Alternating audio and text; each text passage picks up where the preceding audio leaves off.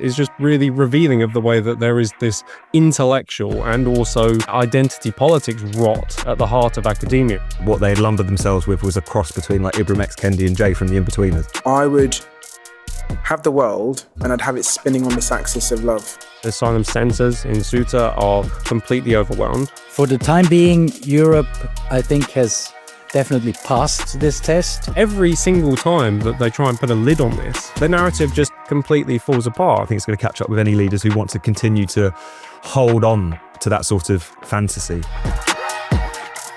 Hello and welcome to the Spike podcast. I'm Fraser Myers, and joining me down the line today, we have Spike's editor, Tom Slater.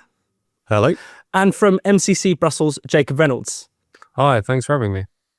On the pod today, we'll be discussing the unravelling of Jason Arday, the Cambridge professor, the crisis in Ceuta, and we'll pay tribute to the late, great Rod Liddle. So the Jason Arday affair has kept us entertained for many, many weeks. This is the Cambridge professor, Cambridge's youngest ever black chair, who has now resigned following weeks and weeks of accusations of plagiarism and fabulism. Tom, do you want to take us back to the beginning a little bit for those people who haven't followed the story in as much detail and with as much glee as some of us may have? No, I am a little bit sad that it's over, at least in this current period, because it has been the kind of mother of all silly season stories and equal parts silly, absurd and sinister, I think it's fair to say. As you say, Jason Arday made a lot of headlines back in 2023 when he was appointed at Cambridge University in the sociology department as a professor in the sociology of education. Their youngest black professor, aged just 37, goes on this enormous media tour, guest edits the Today programme, gets profiled on Good Morning America, and is inspirational, supposedly, not simply because of his age, because he was a young black professor, but also because of his backstory. The fact that, as he tells it, he, because of autism and other conditions, wasn't able to speak until aged 11, wasn't able to read or write until 18, miraculously seems to have gone to university just 2 years after having learned to read and write, and then very quickly climbs up the academic ranks, peddling, if we're being honest, a kind of sub-teen Vogue level of critical race theory, you know, inveighing against the racism of Britpop and Home and Away, as Kathleen Stock has noted in Unheard recently. Not particularly good scholarship, dare I say it. But then what was unearthed was the fact that it wasn't just that the scholarship wasn't any good, but some of it might have allegedly been plagiarised. Got to be a little bit careful what we say because he's lawyered up to his eyeballs still.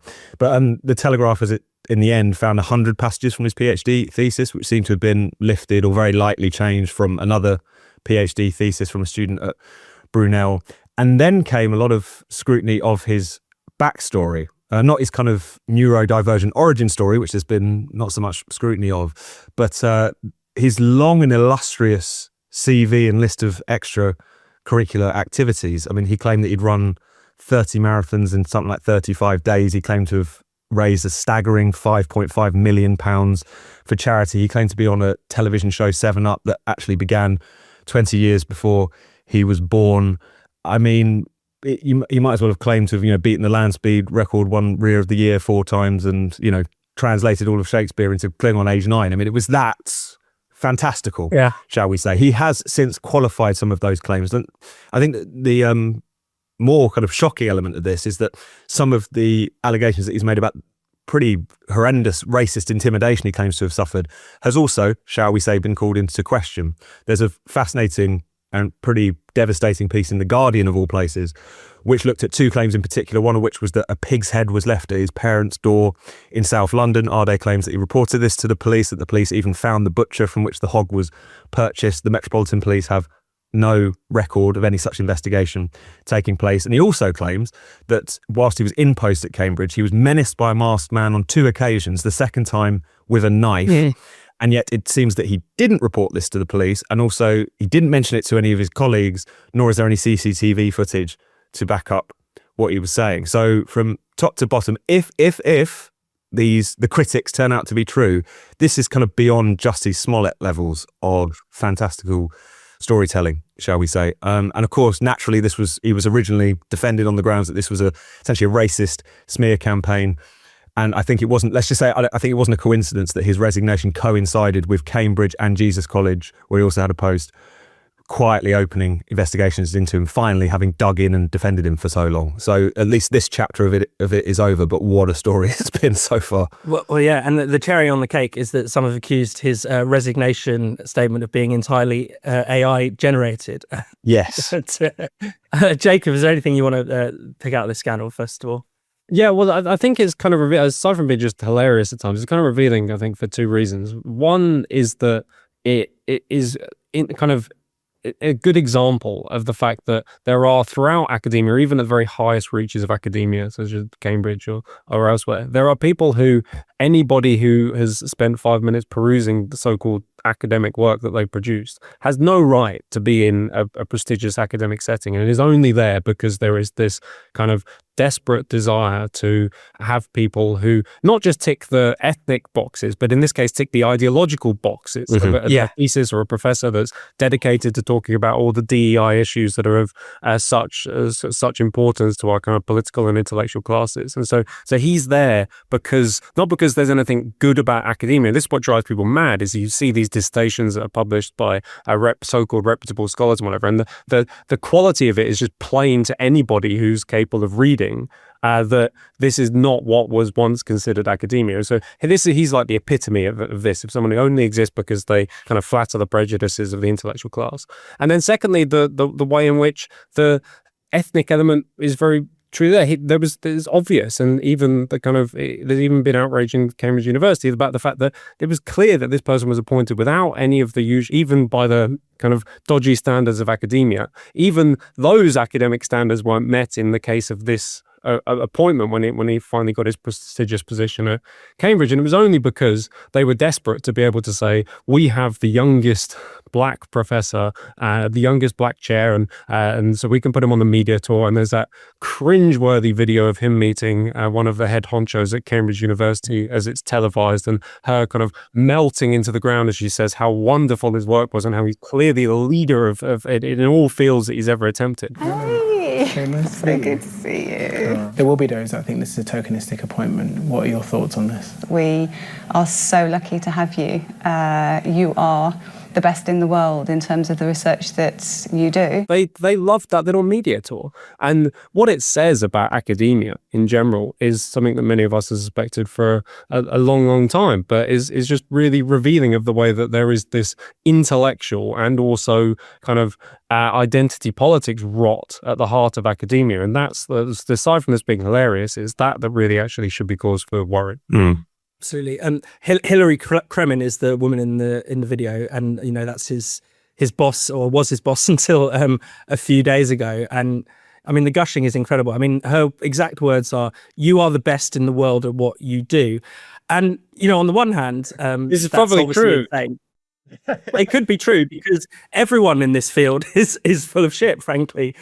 Yeah. And also, you know, her speciality, interesting enough, I was looking into it. She is on poetry and peace, and how, you know, essentially embedding poetry into various, you know, educational curricula can bring us to a more peaceful world. So I'm not convinced that her research is top notch either. Tom, what do you want to add? No, just following on from what Jacob was saying there, I think that the question is not how did it get this far in terms of Jason Arday. The question is not why did an individual, if the allegations are true, choose to make up so many things, plagiarize so many things, embellish so many things, because you do just get fraudsters and fabulists and fantasists from time to time. That's nothing new. But it was the extent to which he was indulged. I mean, why did it take so long for Cambridge either to notice or at least accept that what they had lumbered themselves with was a cross between like Ibram X. Kendi and Jay from the In-Betweeners? You know, at least in the In-Betweeners, no one actually believed Jay when he said he was, you know, he got noshed off at the school play and once knocked a cow out with one punch, apart from, you know, Neil. But like, this is the thing, like how, even though so much of this was so blatant, so much of it was outlandish, you go back and watch some of those interviews and in real time you see Christian and Guru Murthy or other people kind of saying, but how did you do this tremendous feat of sporting prowess or whatever it might be? You know, I went to university at 20 but had the reading age of a 9-year-old, you know, so you're trying to really kind of really, I mean, is that possible? Yeah, it is. Implicit in the whole woke capture of universities is a lowering of academic standards. They have imbibed this deeply racist, frankly, idea that if you hold ethnic minority students or academics to the standards that they would expect of anyone else, that it's impossible for them to succeed.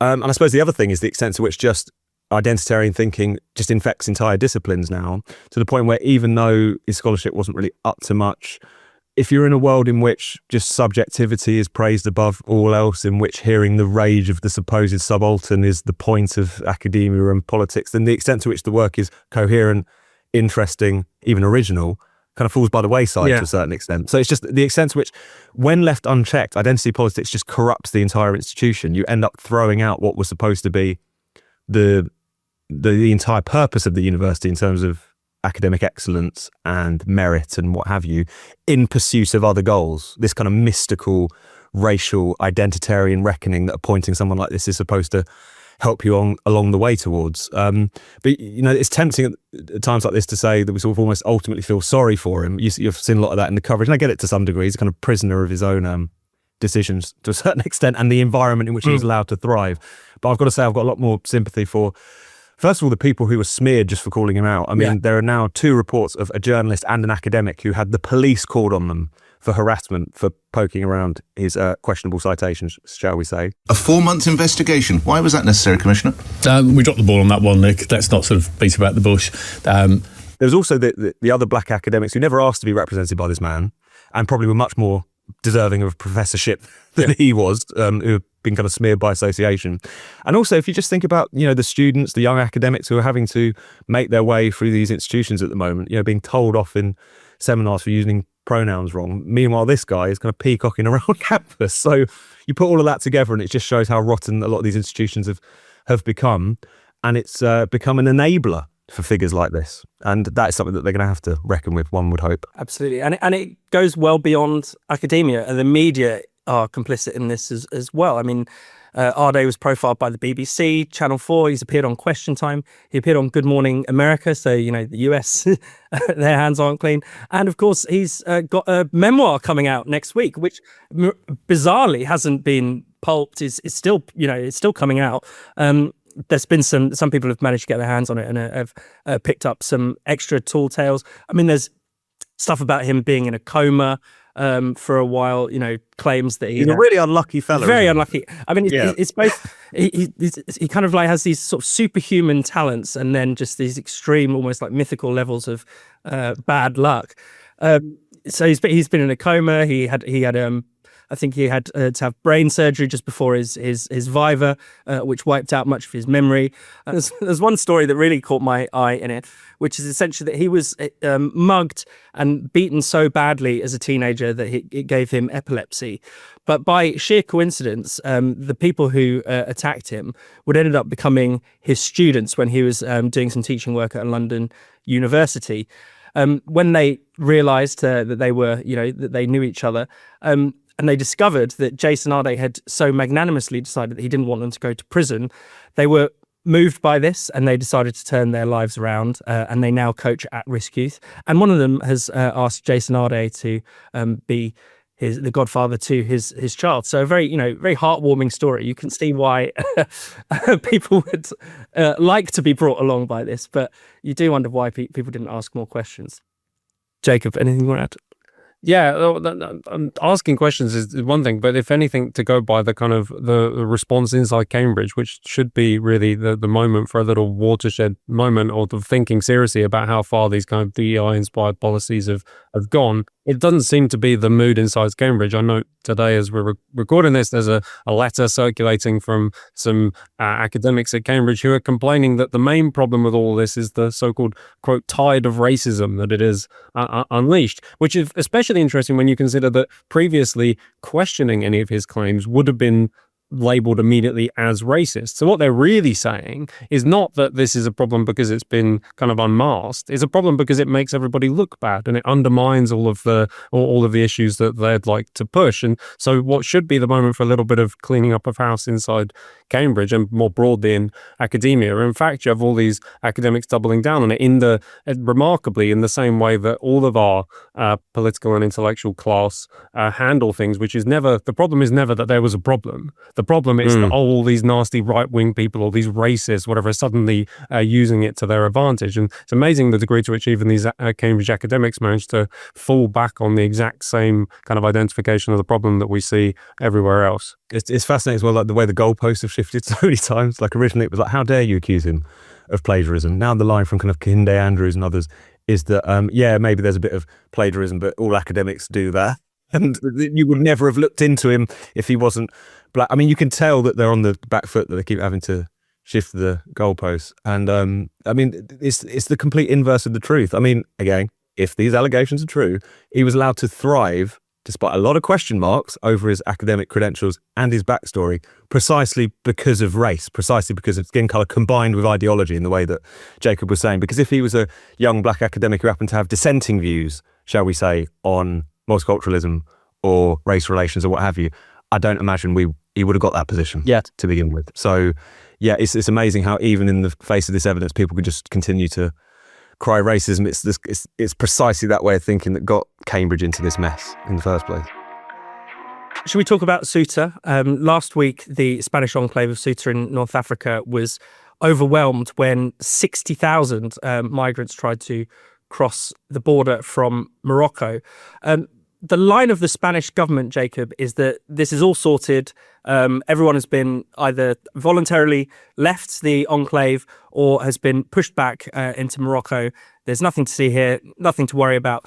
Do you buy that line?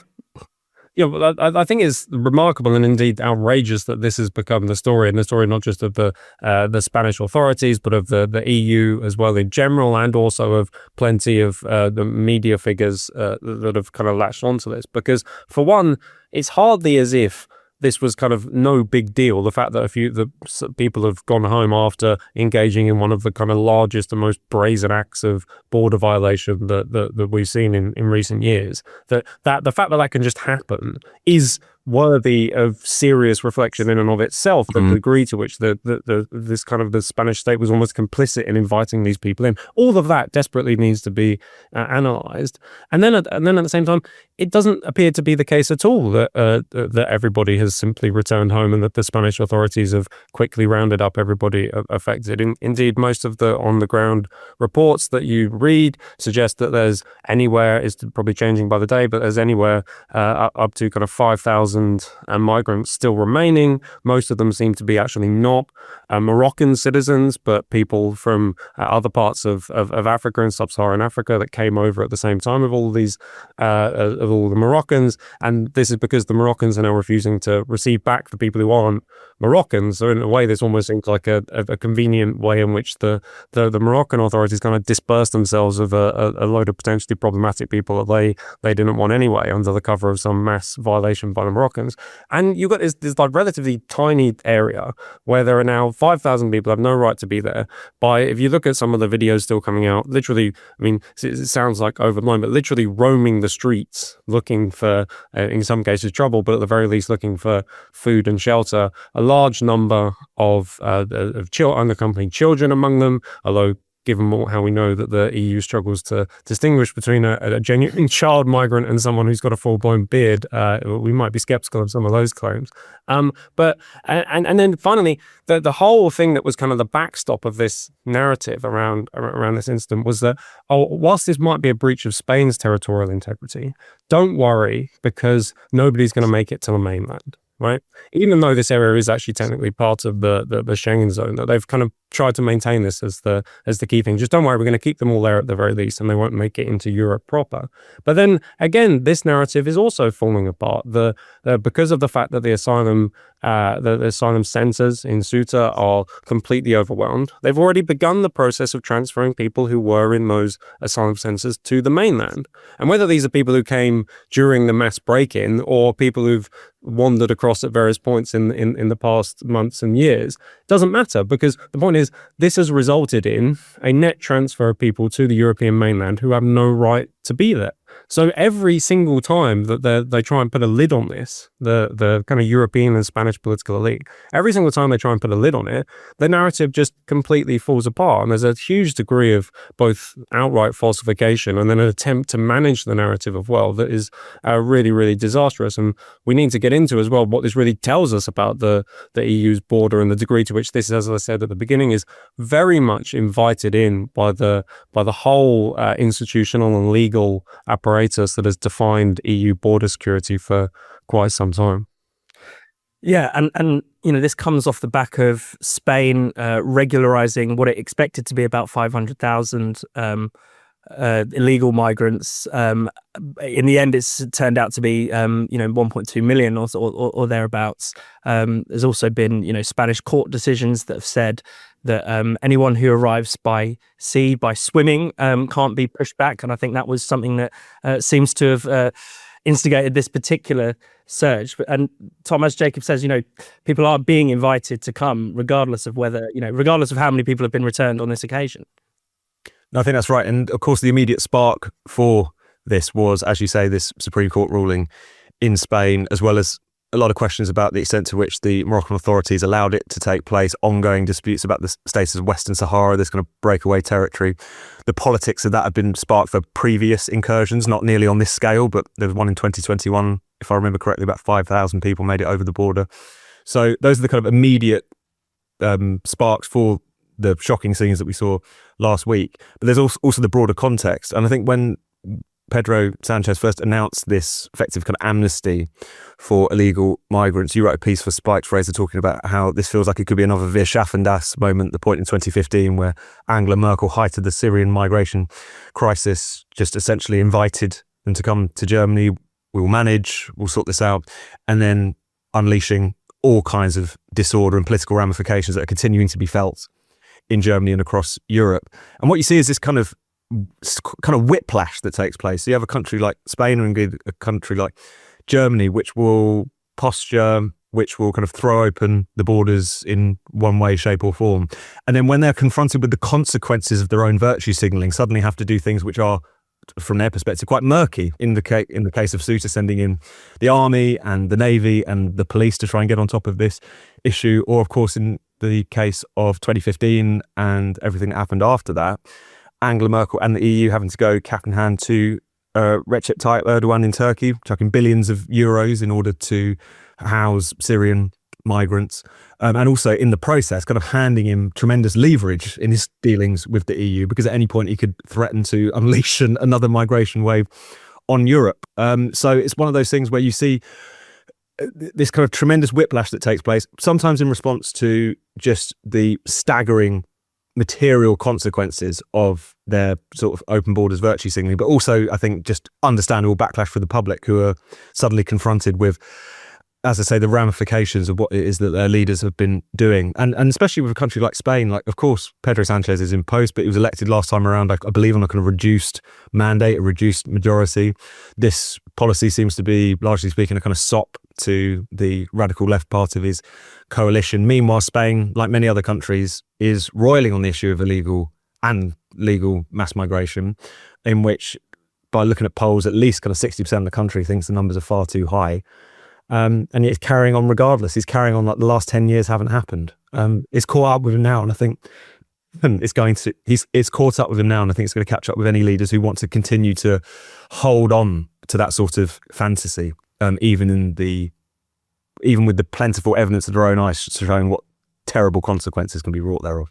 And finally, Jacob, I mean, of course, the problem here is that it's not as if the decisions that were made by Pedro Sanchez only affect Spain, because we have the European Union. Essentially, every country is beholden to the border policy of the country with the freest restrictions. Sanchez has opened Europe's border, not just Spain's border. And if you're in Poland and you're not happy about this, you can't vote him out. Indeed, and I mean, this is one of I think that the two major consequences of this, but has been brewing for a while, is the Schengen zone, the free movement zone or passportless zone, which applies to most of the mainland EU.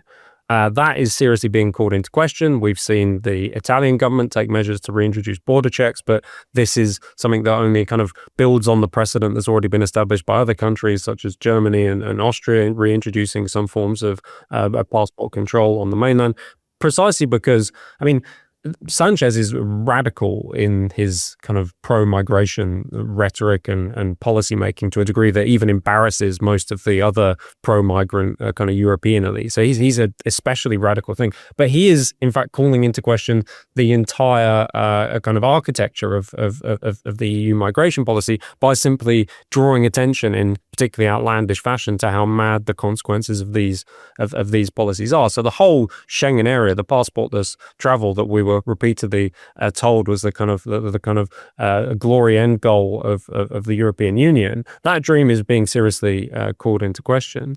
And also the other thing I think that really needs some attention, and we talked about this on our podcast and have a few times, is the degree to which the policy of the European Union, who are deeply, deeply uncomfortable with enforcing border control, their policy has always been to outsource the control of borders to other countries, to third countries like Morocco, like Turkey, etc.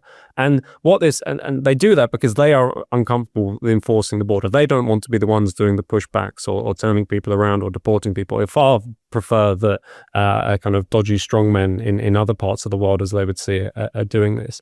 But that just means that in the last analysis, the European Union is entirely beholden to these countries who can weaponize it at a moment's notice. And the European Union has completely lost the ability to actually control its borders by pretending this is just a problem that can be managed by someone else. And I mean, we do see in the European Union some small crawling moves towards getting more serious again about border security. And there is an emerging kind of coalition even in the European Parliament, which is passing various bits of legislation to make deporting people easier and trying to give greater powers to border authorities. But this is going to take an awful long time to unravel when the kind of entire direction and architecture of the European Union for so long has been entirely devoted to either pretending that borders aren't a problem or demonizing anybody who tried to enforce their borders, as we saw in the case of Poland and Hungary, who were the subject of attacks and fines and all kinds of legal weapons by the European Union simply for enforcing their borders. And so I think this might be the beginning of a little bit of a change in rhetoric by EU elites, but it's going to take a long, long time. And it's definitely not going to be the kind of work of EU elites like Ursula von der Leyen who actually put an end to this. But when you do have more sovereignty-minded national leaders in place, to some degree, as we see with Giorgia Meloni, but increasingly it will be the case elsewhere. So it can be up to national leaders to kind of capitalize on what is now, I think, an undeniable consensus in European politics that this era of borderlessness just can't continue. So the great Rod Liddle, the Spectator and Times columnist and Times radio presenter, died this week, age 66. Tom, do you want to say a few words in honor of the great man? I mean, so much has been said already. I mean, the outpouring of not just condolences, but affection and reverence for Rod was to be expected because of all that he achieved, all that he meant to a couple of generations now, I think, of writers and readers. It's hard to add to that. I mean, you feel like you're reaching for the same old superlatives, but I think he was pound for pound Britain's greatest political columnist, you know, in a kind of sea of like boilerplate prose, a lot of kind of wonkish, boring writing about politics. He was uniquely sort of writerly and provocative, funny, which is such a kind of rare quality these days. And he was also a tremendous friend of Spike's for many, many years, you know, would always be up for events, would always appear on a podcast, tremendously supportive of us as an organisation and as writers, always kind of forthcoming with help and advice and what have you. But I do just kind of go back to just the quality of the work itself. I mean, it's no exaggeration to say that he was a sort of singular figure in British journalism, someone who was genuinely laugh out loud funny. And you can measure how good he was and how interesting he was and how brilliant he was in his capacity for upsetting all of the right people. We've seen a lot of those kind of quotes from previous columns being recycled, used to damn him in his absence, having to remind people that, you know, when he said things like, I couldn't be a school teacher because I wouldn't be able to stop myself from shagging the kids. That was obviously a joke. People don't seem to be aware that this thing is a joke. And it was that combination. His writing could be, on the one hand, tremendously kind of literary and creative, but also wonderfully crude and blunt when it came to going after his particular target. So it's a tremendous loss, definitely. But I think you certainly see the measure of the man in the plaudits which have been rolled out for him, and also just the kind of personal stories of what a basically good and sportive bloke he was in so many other respects. So R.I.P. definitely. Absolutely. And as you say, you know, it has been exactly the most humorless and annoying people. I mean, you know, it's Owen Jones, Mehdi Hassan, you know, I dare I name anyone else? You know, those are the people who've reacted most weirdly and most, you know, spitefully to his death, which is completely unsurprising. Jacob, any thoughts? Yeah, well, I think the one of the many things that was really interesting about him was this political journey that he himself had been on, from being just such a kind of a person with relatively mainstream political views, kind of like the BBC way of looking at things, for lack of a better phrase, and then finding himself, as so many people, not just of his age, but of a variety of generations did, suddenly kind of dumbfounded by the modern world and the crazy turn that politics had taken and the culture had taken. And so finding that you don't feel that you yourself have changed, but the world around you has suddenly gone mad. And he communicated that sense really, really perfectly and hilariously. And also, I mean, he was still kind of doing this from, as it were, beyond the grave, because I mean, one of my favorite interactions of the whole thing was when Jeremy Vine, I think, made some tribute to him, and immediately somebody would then replied to Jeremy Vine, and Jeremy Vine was forced to then take on the fact that Rod Liddle has said that we should install garroting wire to take out the cyclists, and it was like, and you could just feel that you over the internet squirming, and so the fact that he's still doing this from beyond the grave is really quite impressive. And then finally, I just a little bit like whenever the passing of a major figure like this, you just think that this was a very particularly British kind of person, British kind of writer. He embodied so many of those classical British virtues that we like to think of in terms of the quality of the prose, the ability to be funny, refusing to be pigeonholed. It's a kind of, this is why it's not just a kind of moment for people who care about commentary writing, but a genuine kind of moment of British history in a way, a passing of an era in a sense, because he embodied, I think, so many of those things that we like to think on our best days are the markers of fine British people. Thank you, Tom. Thank you, Jacob. But that's not all. We're about to go over to Spike Podcast Unlocked, where we're going to discuss the potential rapprochement between Reform UK and Restore Britain. But before that, Jacob, do you want to tell people about the Academy, which is a brilliant event that is coming up? Yeah, so one of the things I do is I convene this event. The Academy is an annual intellectual kind of retreat where we take one of the big intellectual themes of our times and kind of probe it through intellectual history and literature. And it's a tremendous amount of fun. It's a kind of perfect event for anybody who's, as I said earlier, confounded by the modern world, but wants to understand kind of what the roots of this all are. We've got a load of great speakers, including Tim Black of Spikes, who's going to talk about the emerging Islamo-leftism and third worldism. We've got writers that Spiked people will be very familiar with, from Lola Salem to Chris Bayliss. And the theme this year is hollow Leviathan, the idea that the state is increasingly kind of devoid of all authority, but at the same time is capable of incredible acts of authoritarianism. So if you fancy a little weekend away in the countryside around Bedfordshire, it's a fantastic time for you. You'll be surrounded by like-minded people. It's going to be the 21st to 23rd of August. Go to the Ideas Matter website to find out more, and I'm sure we'll put it in the comments or in the notes. Absolutely, yeah. Find the link below and get your tickets. The Labour Party, a bit like the Democrats, is on a journey from having been the party which was supposed to represent the working class to being a party which actually represents tossers. Yeah. If I could put it like that.